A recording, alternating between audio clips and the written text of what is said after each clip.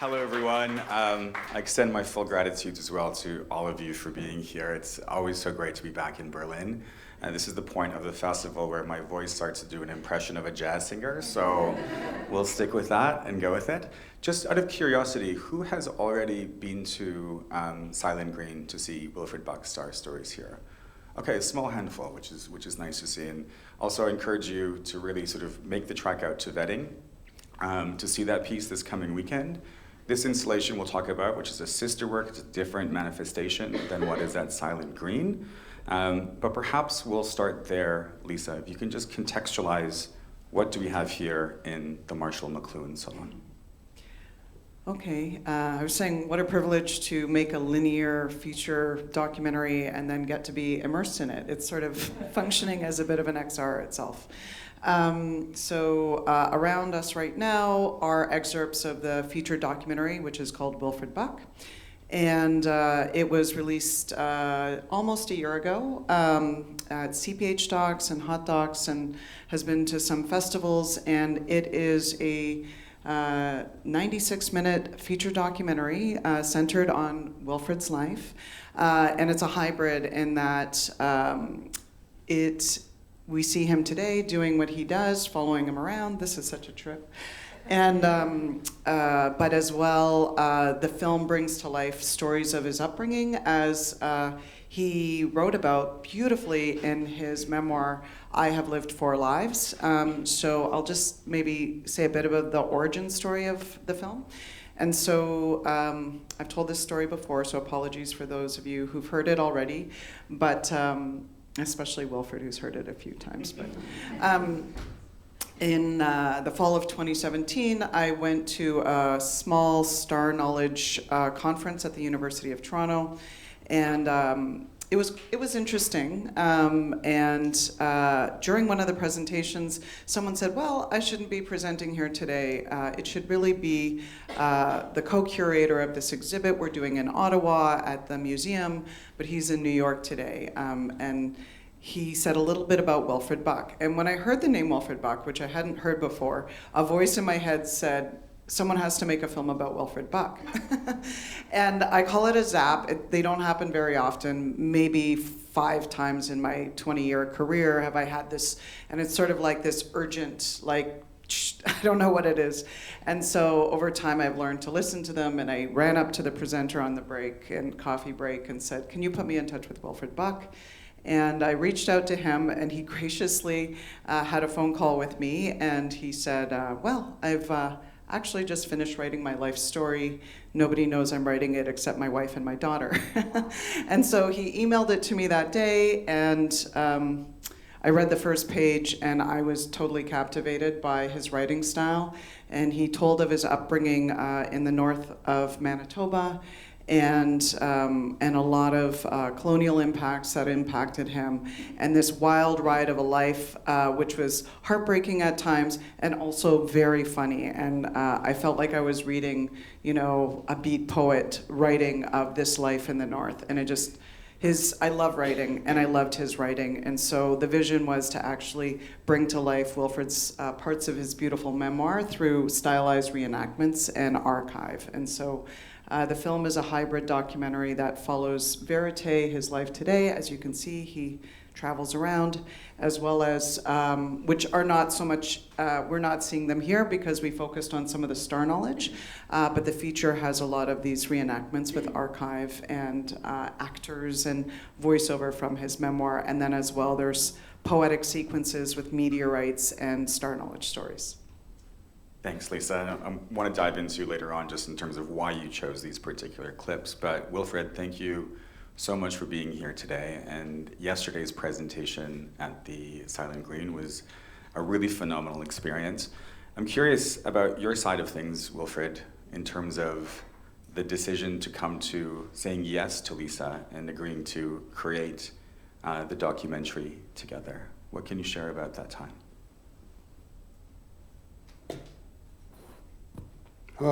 Danke. Wilfred Buck net te zien laten, een Botschaft in Noortje. Misschien gewoon een joh. Moskwa, Maigen, Pideshu, Hegen, Migeshu, en Toetem. De Tamagen, en dan Toetem. Greetings, my name is Wilfred Buck from Botschaft Cree Nation, North Central Manitoba. And I'm, first of all, honored to be allowed to take up this space at this time, at this place. I'm also very honored that the work that Lisa and Jason and everybody doing the work that you're doing here, and bringing more exposure and more knowledge to the greater world is very important, especially for Indigenous people.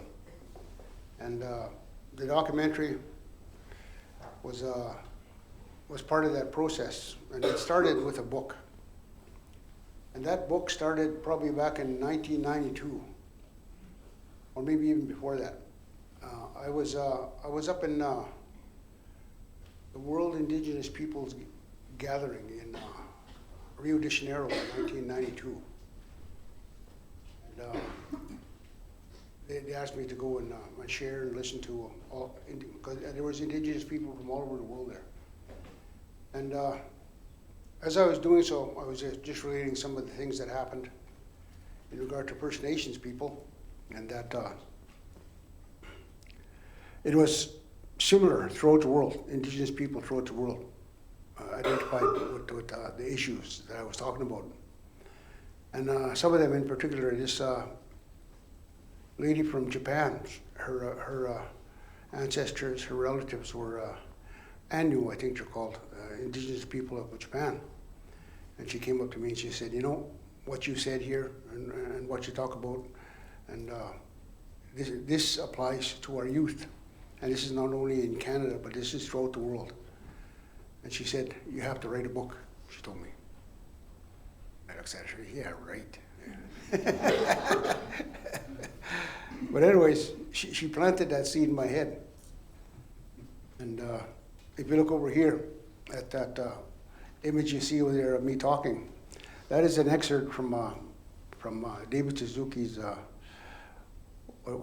Nature of Things. The Nature of Things. And they'd heard that I was taking students out on a fast. And a fast, of course, is a ceremony that our people do, where you reconnect with who you are, reconnect with the flow and energy of the land, and you disconnect from that crazy world that's out there. And so these young people, they trusted in me to do that for them, to take them out in the land and not to leave them there for 4 days. And so they were out there for 4 days, and they fasted, no food, no water. And they dreamt, and they cried, and they prayed, and they slowed themselves down. They disconnected from that world. And they dreamt, and they sang, and they meditated. And in that process, they found themselves. So this was, and somehow David Suzuki heard about what we were doing, and one day at the school he shows up and with his camera crew, and he said, "You want to film you doing this?" And so that's part of that process of reconnecting to our young people.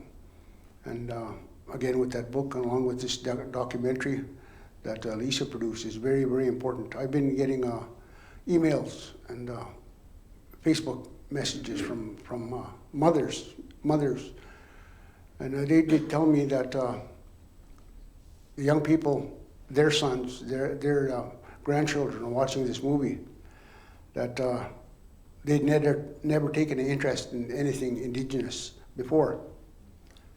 And the parents were looking at their children, their relatives watching this movie, and they could see a change in them. They could see a pride coming in them, and they were attentive and they listened to that process. And they said that they wanted to attend more ceremony. They wanted to learn more. They wanted to learn about language. They wanted to learn about the ceremony. They want to learn about their educational processes in regard to Indigenous perspectives. And so this was specifically why this movie, I felt, for me anyway, was important to be had out there, is to reconnect with those young people, especially the ones on the streets out there, the ones growing up in the urban areas, the ones that have been torn from their homes and from their ancestors. And part of that teaching has to do with Nemeo, the sturgeon, and how that's important in regard to bloodline, in regard to kinships. There's a term my people call Wagutawin, and Wagutawin encompasses bloodlines, it encompasses relationships, it encompasses ancestors, it encompasses your immediate family, it encompasses your relatives, it encompasses generations. And that's in one word, the win. And it encompasses all these things, but it also encompasses community. And community is very important. And we've lost that as Indigenous people, being torn from that land. And it's very important that we reconnect to that land and reconnect to that sense of belonging. And once we do that, then we're more how do you say it? We're more calm. Because I lived a really horrible life, and basically I died a couple times, but I'm still here.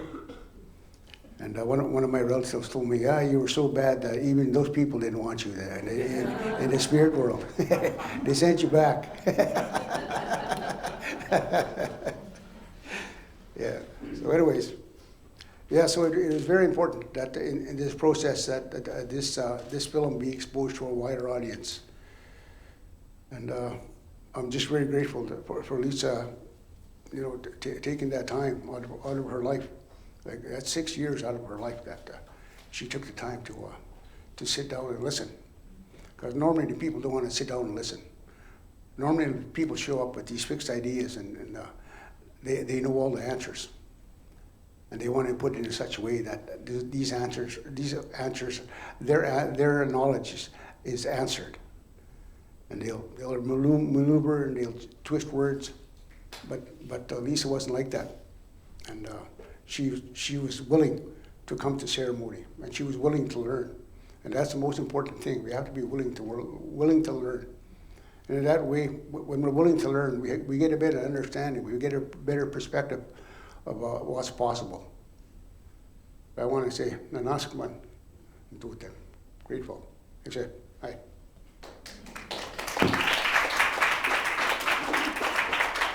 There are incredible threads of survival, personal, actual survival, cultural survival, societal survival, and everything you just said, Wilfred. And Lisa, just building off of Wilfred's very generous and very true comments, I'm curious to hear about your process of co-creating the documentary with Wilfred, because I know too it was also as much a journey of creating the film as it was a process of your own kind of enlightenment. Yeah, thank you, Wilfred. And yeah, it's been a privilege to spend the time. And I've said many times that as I was shaping the film shaped me. And that can be, it sounds really, it's a good bumper sticker, but it's actually terrifying as a filmmaker.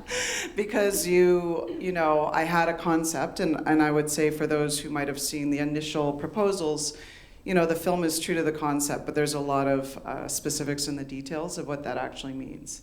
And as Wilfred was saying, and is actually one of the things that many people reference when they see the film, I'm not sure if it's on one of these screens, but is the idea of emptying your cup. And that ceremony is many things, but one of the things that it is how can we actually open up our minds. And one of the things that Leroy Littlebear, who's up on the stage, you might have seen up there, he tells the story about what it means to empty your cup. And I feel like the making of the film and being around Wilfred's community was a form of emptying the cup. And even though I've made many films of many different types and virtual reality, in some ways I feel like all the works that I had done was a preparation for making this, and having a toolkit that allowed me to be responsive to what I was learning as I went through. And the flip side of that is the edit was really long and slightly terrifying, because I had a vision that these different pieces would talk to each other in a way that they're, we say the whole is greater than the sum of the parts, but to actually accomplish that often looks like failure over and over again, and you're not certain that actually it will happen. And I can actually remember the day where we looked at it in the edit suite and we're like, okay, it needs some work, but I think we got it there. And that was a team of people. It wasn't just me. In particular, one of the editors, David Schmidt, was able to, speaking of listening, I mean, I was just saying to Wilfred, we were noticing something, and I said, oh, see that little reaction you see on that young man's face? He noticed that. He saw. So I learned what it was to really listen as a filmmaker, I think, in making this film. And that's listening to what I got from Wilfred and all the other people that are part of his community, some of whom you see here. But it was also listening to the process itself. And I've always had a respect for the creation process, but I think this film really taught me an even greater respect for it's hard work, and you roll up your sleeves, and it's many weeks and months in the edit suite, but it's also the humility to kind of listen to the process itself. And that sounds a bit expansive, but it's actually a sort of work itself. It's the balance. I used to, okay, this sounds now really woo-woo, but I did do Tai Chi for a long time, and I love Tai Chi. And when you really do Tai Chi, there's this combination of you're actually working and you're following all the steps, but you're really doing it when you're able to let go a little bit at the same time. And so it's this interesting dance between form and sort of the unknown, I think Wilfred would say. But, and I found that making this film was a lot of that. And the only other thing I want to say, because I'm veering into the philosophical on this, is, no, I just lost it. I'm a little jet lagged, but I hope that answered the question. Yes, it is. And I'll ask you too, in terms of just that very notion about, your experience with Tai Chi. Of course, a film exists well beyond, your completion. It's been out for a year now since its premiere. What has surprised you most about its life in the past year? I'm not sure when Wilfred, I don't know that it surprised me, but Wilfred was just telling me yesterday, I think, about all the messages he's been receiving from families talking about their young people that are connecting and wanting to, for the first time, learn about their culture and participate in ceremony. And that doesn't surprise me, but I hadn't heard that, and I find it deeply moving. And I think that's a real testament to what the film and Wilfred's teachings, can accomplish. I do think one thing that's very satisfying as a creative, and it's happened in this film, and it's happened in a few other projects I've done, I think a lot of sort of more conventional narratives, there's a more consistent maybe experience that every audience member has because it's a more structured one. But I find in immersive works, in virtual reality, ideally, I love when it's open enough to allow everyone to bring their own life experience to the work, and therefore you often find that different people walk away with different things because it's reflective of their experience that they take to it. And I always think to accomplish that is, that's a beautiful thing. And so I have found with this that the parts that people respond to, it might be different scenes for different people, and I'm very happy that the film exhibits that kind of openness for people to bring themselves to it. And I like the idea, and I think for me as a creative, I haven't made I hope my work is entertaining as well as informative, but it's not necessarily always conventional. And I've often talked about because of my age, I remember CGI and green screens and blue screens, and there's all this fabulous cinema that it's like Game of Thrones and stuff, and I love it as much as anyone, and you just lie there like a marshmallow and it just like washes over you. And I find that it actually made me want to make work that made people lean in rather than just receive and have it wash over you and you sort of seem to disappear in its presence. I wanted people to appear in the presence or find themselves embodied, find themselves reflected. Thank you for that. Wilfred, picking up on that, I know it's very important that we don't acknowledge these teachings, this knowledge, as myths or legends. What can you share with us about that in particular? Well, the whole concept of myths, of legends, even of stories, they're associated with the English language. For us going through that education process, all these words were associated with children's books and fairy tales and things that were unreal and were disconnected. And so we try not to categorize those like we call them, those narratives in that regard, because these narratives hold a place in my people's history. They hold a place in my people's thought process, in my people's grasp on reality. And it's very important that people see the distinction, that these concepts, these ideas, that they're applicable, and they're not something from a fairy tale. They're not magic, and you can apply them in your life, and you can equate them to a lot of the scientific principles that are being put forward by scientists. They're equatable to that, and our people understood these things for thousands and thousands of years. And one of the elders talks about the concept of dreams.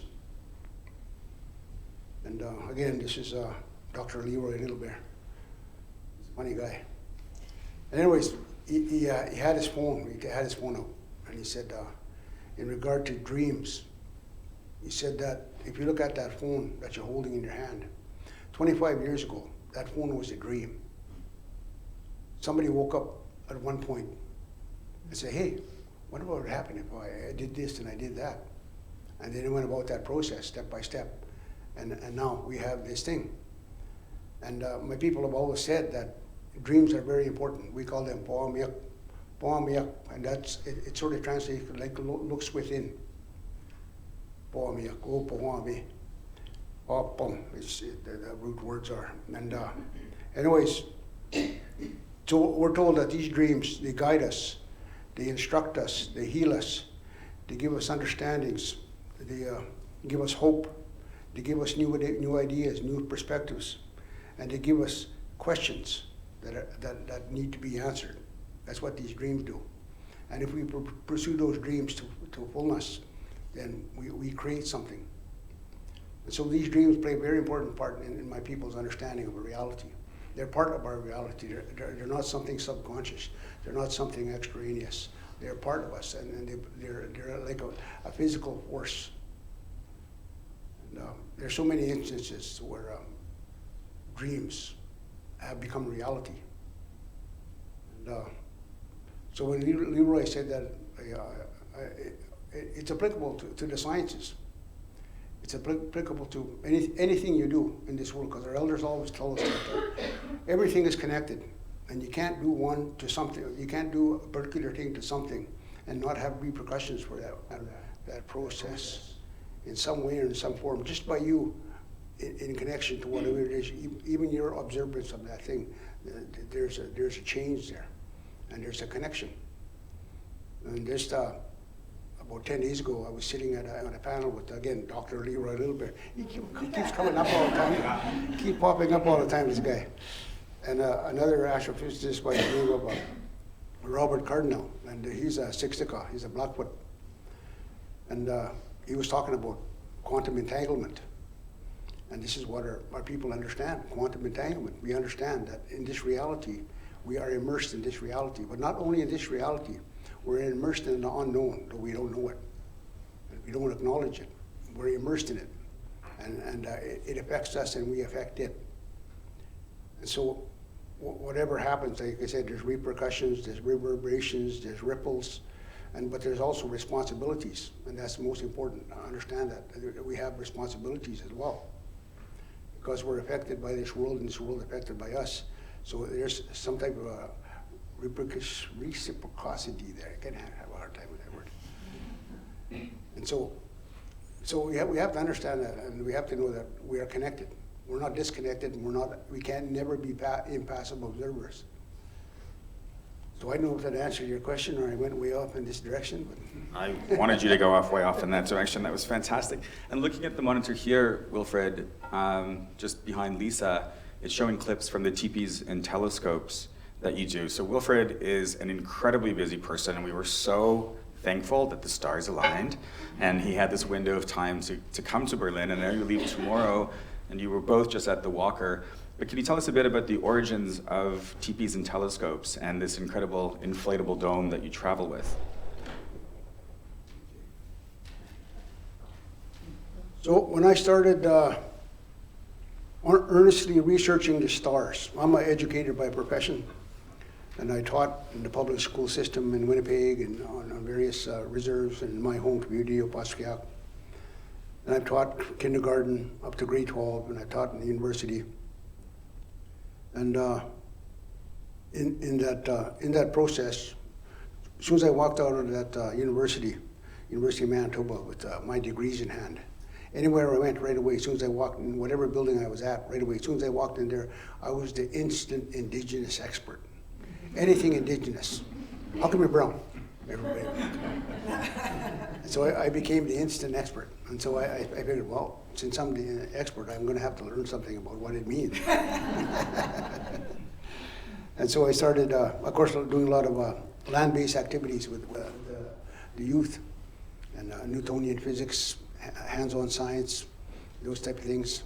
And I was going through this process, and kids were eating it up because they were involved. They were actively involved, and I was getting them out of the classroom.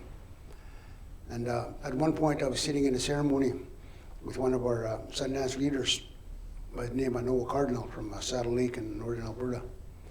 And he asked me what I was up to. So I told him that I have this job where I'm supposed to get our students interested in science again, because we lose probably about 99% of our youth at grade 9. They opt out of sciences, opt out of math.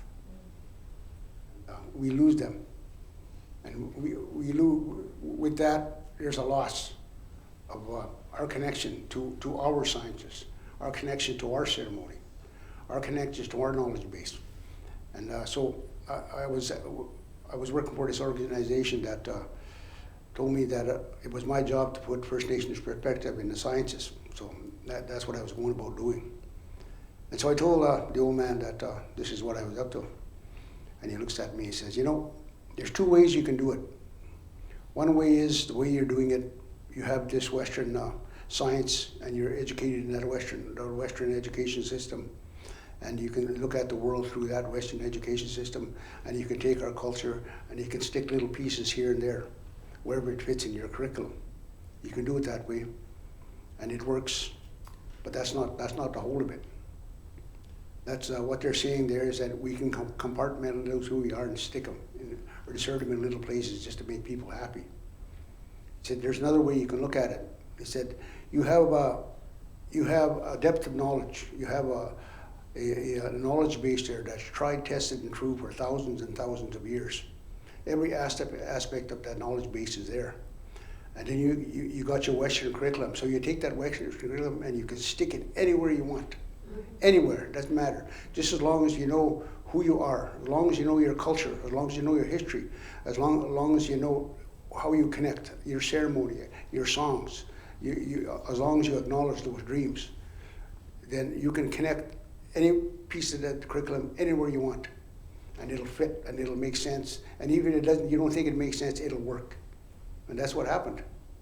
So that's what I started doing. I was saying, well, I can do that. So that's what I started doing. I sort of flip-flopped it, and I started looking at this through the eyes of my people. And now that's what I try to explain to the students, that you have this knowledge base, and your people understood not science. They understood about Newtonian physics. They understood about all these concepts, about astronomy, and you just weren't never told about it. You were told to be ashamed of it. And you were encouraged not to apply for science, not to go to math. You were actively told that, and you were actively discouraged from doing that. So this is not the case, and this is one of the ways that we can go about healing ourselves. So that was part of that process. Lisa, yesterday's conversation too, I mean, this brings up ideas of knowledge and truth. And what really struck me yesterday, and some of the small handful that were there yesterday, but for the benefit of everyone that's here today, could you talk about sort of the power and the depth and complexity of the knowledge and perspective that's embedded in Indigenous languages? Yes, happy to. So, so my mother was Anishinaabe and grew up speaking her language until she was taken to residential school at age 5. She lost her language there, and I don't speak Anishinaabe-Moan as a result. For me, what happened was, as an adult, I'm not sure, there was a zap moment, which I told you about before, and I don't remember what I was reading, but it was something about, and I'm gonna, please understand I'm speaking in generalities here. There are over 50 Indigenous languages in Canada. You can't, but there are some similarities, okay? So I had read something and it like really blew my mind about how radically different one would see the world if you were raised in an Indigenous language. And so I embarked on, I decided, which one of the only films I wanted to do, and I didn't do, but it ended up getting expressed in all these other works I did.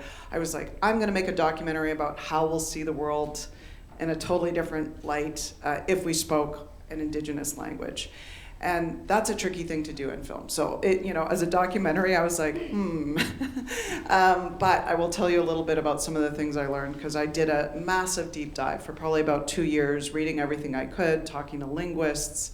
What I can say is that there are a number of things, about 5 different things, and I won't go into all of them, that for me were really mind expanding. And to give a little picture of what I learned, one of the things I learned is that Indigenous languages, many linguists are very fascinated by them, that study languages, because they're so radically different from Euro-Western languages. Hindi would be much more similar to English than most Indigenous languages.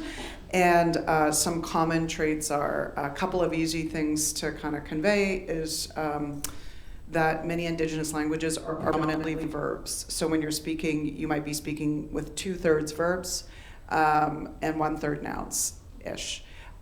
English, for example, would be about the reverse. And so English is very good at identifying objects, categorizing things, giving names to all these things. And it tends to fix the picture of the world with more verbs. I'm told by the many language speakers I interacted with during this time that for them, there's a Mi'kmaq speaker, Bernie, and I'm forgetting his last name, from the East Coast, who's a linguist and grew up, his first language is Mi'kmaq, and he said that for him, when he speaks Mi'kmaq, he feels like he sees the world exists like it's through a movie camera. It's alive, it's interacting, there are relationships, there are actions, everything is a kind of flow and a flex, which back to Leroy Littlebear, he's talked about this as a core concept of Indigenous knowledge. Everything is constantly flowing, and it goes to what Wilfred was saying is there's ripples, there's repercussions, we're never separate. So everything is constantly interacting, and we don't necessarily notice that, and I think that's in part because our language fixes everything and tries to hold it down. It's sort of more controlling that way. And then another thing that I was sharing was about, when you think about it, kind of gets to where we locate the idea of truth, okay? So there's something called evidential languages, and in these languages, so in English, I'm forced to add a tense to every verb that I say. And what does that tense do? It tells me if something's in the past, the present, or the future. That reinforces a linear timeline.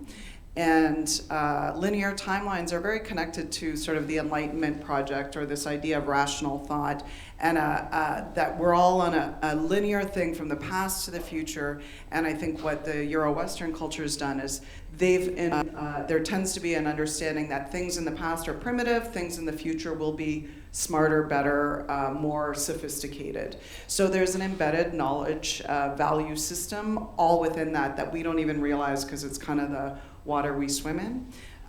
Evidential languages have an obligatory tense system. So for example, if I said she put down the cup, you will know from the verb tense that I used, whether I saw that directly with my own eyes, whether someone told me it happened but I didn't see it myself, whether I saw it but my judgment was impaired because I had a fever or I was sleepy or something like this. If I saw a cup ring and I surmised that somebody put a cup down there, but I didn't actually see it myself. And when you follow this through, what you see is that where is the highest level of truth? It's our own personal direct experience. And what does Euro-Western society often tell us It's the idea of hearsay or, oh, well, this is just something I know. So what truth is always located kind of above us in these experts. And I find that many indigenous languages, it's embedded that that is not the case, that we have each our own truths that are through our lived experience. And so there's, I think, an innate respect for, number one, lived experience, embodied experience, which I think is really important, and it connects us to our environment, to each other, and to the land. It brings it to a local context. But as well, I find there's an innate respect for everyone's point of view. So, Wilfred, too, that makes me think of a line that you have in the XR piece, the Dome piece, and that really was driven home yesterday when you also did the live presentation following the screening. And this was that the listener who's hearing a story or a telling really has to do a lot of the work and not be spoon-fed the meaning or intention of a story. Can you dive into that a little bit more, please? Okay. In a galaxy far, well, we're told that the elders have a specific process when they address people and when they address the reality. Because one of the things our elders always told us is that when you're addressing a room, when you're addressing a place, you're not only addressing that immediate room, that immediate place, you're addressing those that have gone before and those yet to come. Because those words are given life by you expressing them, and they move out into the cosmos. And they have to ring true. They have to be connected with that reality, with our reality, with the truth and with the honesty that you can express. And so, those narratives, they're told in that regard, and that all of these narratives, we're told, have embedded knowledge that's not obvious. But it's up to the listener to connect the dots. It's up to the listener to find out what the elders are talking about, what the elders are hinting at. And it's up to the listener to learn more, because that's part of that process of listening to that narrative, is to making you want to learn more. So Atsumwena is that process of learning more. And there's so much knowledge that's embedded. Upon listening to any story, because growing up, and a lot of the child books about First Nations people have to do with things like Wisagechak, of Nanabujo, of Naape, of Glooskap. And they put them in the context of these are fairy tales, and they tell a little fable and leave it at that. But in these things are knowledge that's embedded. And this is not just simple knowledge. This is applicable to how we live. This is applicable to our concepts of reality. And so it's up to the listener to pick out these things. Like the elders don't sit us down, so okay, sit down here, I'm going to tell you a story about Orion's belt. They don't tell you that. They tell you a story. And it's up to you to figure out what they're talking about and what stars are being mentioned in that story. And then for you to pick out that and how this is equatable to what we're doing right now. So there's many things that's involved in that process. So you have to be actively involved, is basically what it is. You have to be a part of that situation. You have to be able to be able to move and to walk around and look at, like for instance, that map right there. You have to be able to move all over the place and look at that map from all different perspectives. And then from there you get a sense of what's happening. So part of those narratives are our process of doing that. And the essential part of those things, again, and I'll always go back to this, is ceremony. Ceremony is a story that unfolds, and it still unfolds, and it's still unfolding. And one of the things I was told by one of our elders, he said, prior to the coming of the Europeans, every indigenous culture had a methodological process.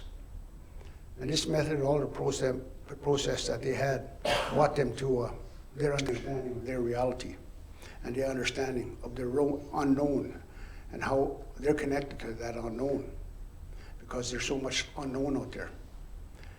And so this process, methodological process, had these things, had these parts in it, and a lot of these parts were not equatable to Western thought and Western science.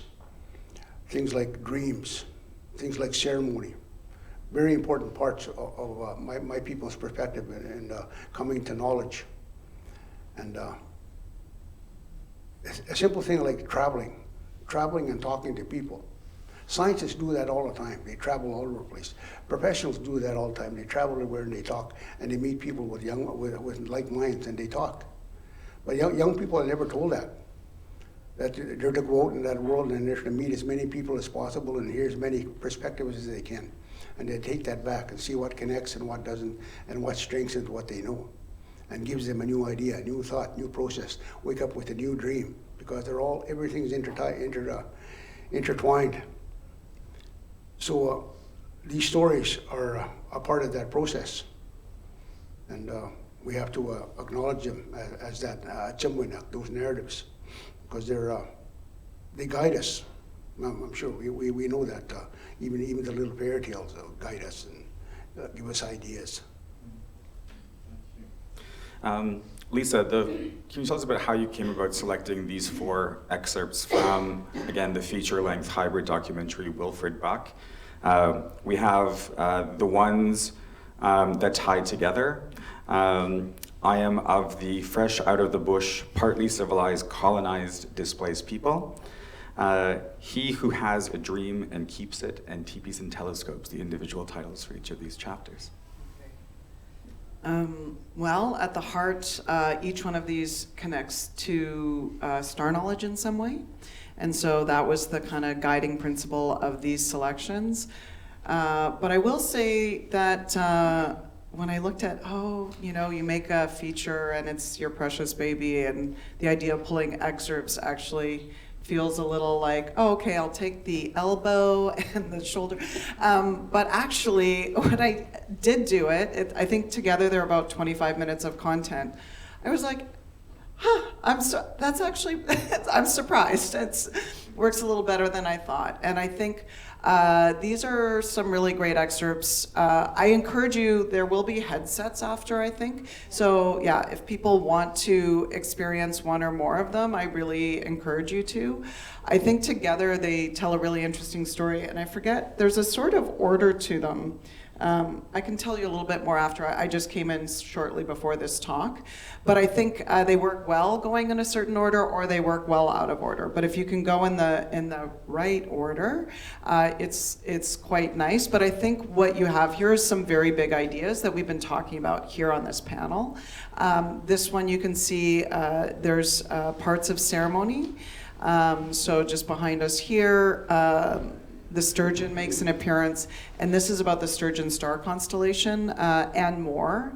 That's over here on this. Behind us over here, this is the opening of the film, and this is some of the ideas similar to what Wilfred's been telling us, but with visuals. Not sure if it's better or not. Sturgeon again, I'm a bit obsessed. And this is a little bit about the opening and this bigger picture idea of how we're connected to the stars.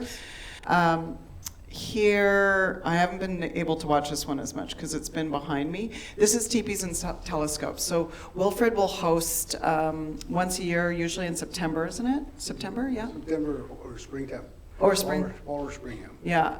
It's like a community gathering, and as you can see, there's always ceremony, there's always a sweat lodge with pretty much everything Wilfred does, and then this is shot with a night vision camera because it was pitch black, and I can tell you I was holding what looked like a bike light that was the light that people couldn't see but the camera could, so that meant because I wasn't looking through the camera, I didn't even, I was just literally attached to the camera person sort of trying to light everybody up. And here's Wilfred talking about Gizik.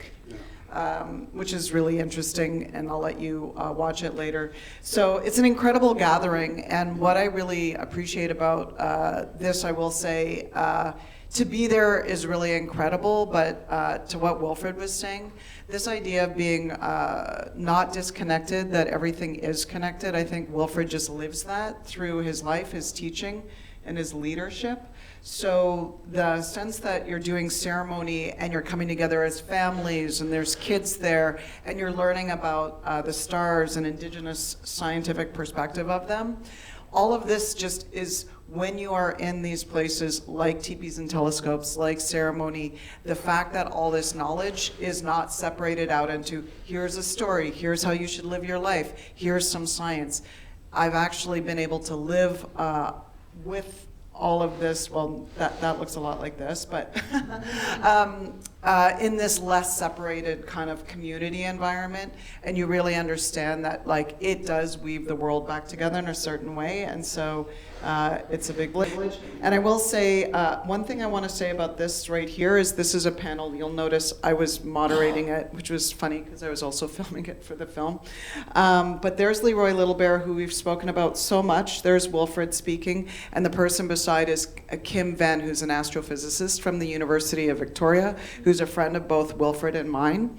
And the entirety of this panel, I just want to mention, exists on YouTube. And it's an hour long, and it was a phenomenal conversation. Obviously, it's not all in the film, but I really encourage you to check it out. It'll blow your mind. In my view, it blew my mind. I was really privileged to just listen on the stage. And so she studies dark matter, Wilfred, of course, and then Leroy Littlebear, Blackfoot elder, and scientists, so that's that. And then back here, Wilfred was able to go to Harvard and speak to a bunch of academics from Harvard and MIT in the area. And again, when we did this visit, the day before that, we built a sweat lodge and did a sweat lodge with a lot of the scientists who are in the room. And then the next day, Wilfred spoke at this event. And the idea was, you know, when you're coming to sit on a stage like that or be up on a podium like that, that I feel like there's a lot of reciprocity when people actually come to Wilfred's knowledge, and it's not, as he was saying, just contextualized within a Euro-Western perspective. Thank you, Lisa. And we're very quickly nearing the end of our chat, always too short. But Wilfred, I just wanted to give the final sort of opportunity to you to say any parting remarks that you'd like to share. Just to get back to your question about teepees and telescopes, I lost track and I started talking about my educational process.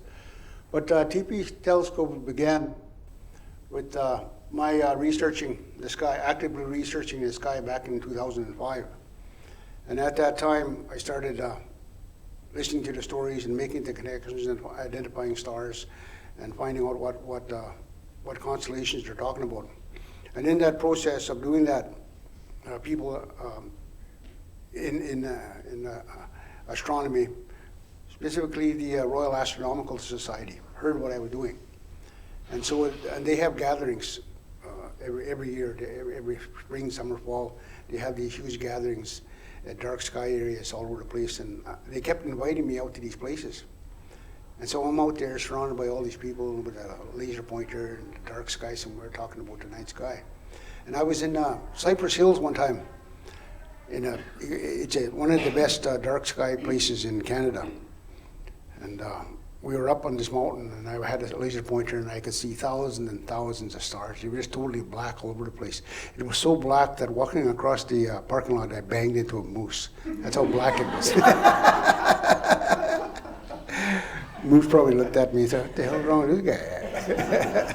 But anyways, so I'm up there talking away, and out of the darkness, I hear, "Hey, how come our people don't have one of these things?" And I turned around, and there's this guy there, and he introduced himself later. He was a Stone Child, his last name was, and he was from Regina, and he was Cree. And he said, "Look at all these people. You know, our people should be here listening to this. You know, what you're talking about is our people, and they should be here doing this. They should have some place to do this." I said, "Yeah, that's right." So I went home, and I told my wife, you know, and then she says, "Yeah, how come we don't have one of these things? You better start one," she said. So we put together, and just at that time, I happened to run across 3 astronomers. One is a Yaqui, Dr. Carlos Juan Chavez. He's a Yaqui, and he works with NASA. and another one was Robert Cardinal, Siksika, Blackfoot, and myself. And there was an Anishinaabe, Doug Sinclair from Onigaming. And anyways, I got them to say, hey, how would you like to come out to a gathering we're going to have out in the land, and we're going to have ceremony, and we're going to have a feast, we're going to have sweats, and then when it gets dark, we're going to look at the sky. And we can tell the stories about the sky from your people's perspectives. They said, sure, that'd be good. We can do that. So we did that. And over a period of 3 days, we had ceremony, we had feasts, and we sat around out there. At one point, there was about 300 people laying in a field in the middle of probably about maybe 30 kilometers from Winnipeg, looking up at the sky, and people are standing up in the sky with laser pointers pointing. And at one point, they asked me to get up, so I got up and I talked about the Big Dipper from my people's perspective. And then after me, Rob Cardinal got up, Siksika, and then he looked at the Dipper, then he talked about it from his perspective. Then he sat down, and then our relative, the Yaqui relative, got up, and then he talked about the Big Dipper from his perspective. And the Anishinaabe did the same thing. And we had a lady there, her name is, she works in NASA, she's an astrobiologist. And Daniela Scalise. Daniela Scalise. Yeah, and anyway, she talked about it from her perspective. So all these people were sitting there listening to the stories about the Big Dipper from about 5 different perspectives, and all of them were totally blown away. There wasn't a peep in that crowd, and we thought everybody went to sleep, honestly. But yeah, and they keep telling, every time I go home and do something, they're all telling me, when are you going to have the next TVs and telescopes? So we tried to get one going. The last one we had was just outside of Toronto in September. And we had Maori, did I say it right? Yeah. Maori people come and they connected with us. So it was pretty awesome. Thank you. That's great. And also, if you ever go to one, beware of moose in the parking lot. We do have to wrap up. There are some items for sale on the table here afterwards if you're interested. Wilfred's memoir and a collection of prints and a descriptive book. But please join me. Oh, Kata? Okay, for sure. So I just wanted to sort of extend my thanks to Lisa and Wilfred for your generosity of your time, sharing us this work today and yesterday. This exhibition is open until Friday this week, and then also a reminder for Saturday and Sunday this weekend up at Silent Green is Wilfred Buck's Star Stories, the dome projection that's taking place there. Thank you both. Thank you, Jason. Thank you. Thank you very much. Thank you.